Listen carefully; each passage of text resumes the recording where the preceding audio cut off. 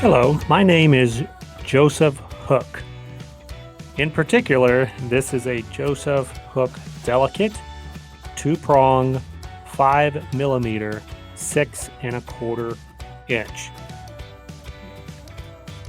So today we'll start with that last specification. That 6¼ inch obviously is talking about the length of the device itself. The 5mm is actually talking about the space between the two hooks themselves. This is a 2-prong, as you can see there. As I mentioned before, this is called a Joseph hook. Now, this particular device is used in the ear, nose, and throat service line, but you will see similar devices also called skin hooks, depending on the application in the service line. But these little babies are what make that song Danger Zone go in the back of your head, particularly in regards to identification and assembly, but also in the decontamination process. And it is because those little hooks on the end there, see if you can get a good look at that.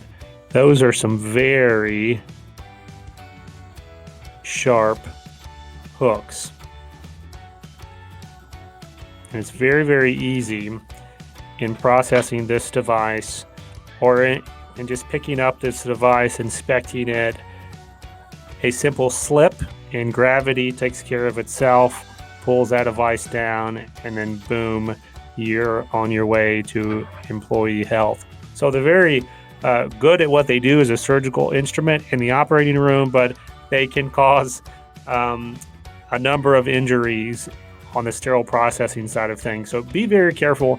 Anytime you get a tray, it's good practice as a new technician to identify what those trays are that have anything like a Joseph hook in the content, so that you know ahead of time, even if you can't see the hook itself, it's there. Be careful and be aware during the processing stage.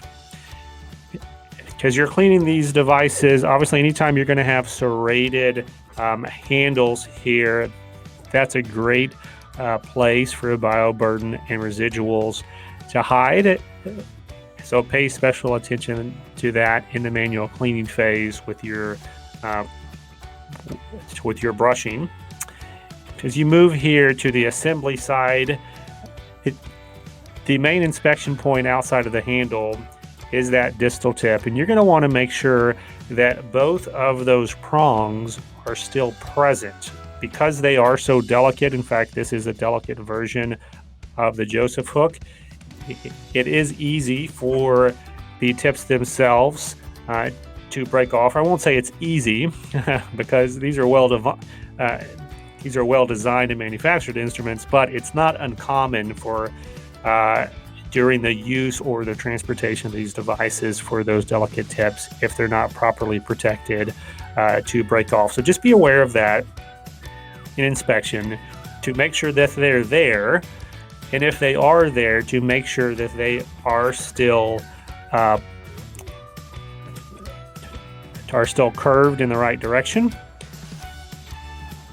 And make sure that if they are sharp, if they're supposed to be sharp, that they still are sharp.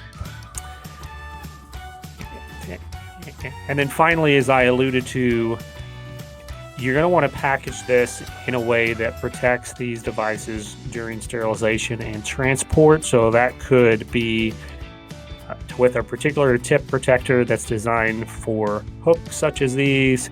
It could be in a metal box or carrier that's validated for sterilization. There's a number of ways to do it, but you do want to protect the device itself, and then ultimately on the back end, post-operative, as they're coming back to decontam, you want them to be placed in the tray in a way that protects the technicians themselves from injury during processing and identification. That is a Joseph hook delicate 2-prong 5mm 6¼ inch. Thank you for tuning in to another episode of Hello, My Name Is. And until next time, keep fighting dirty.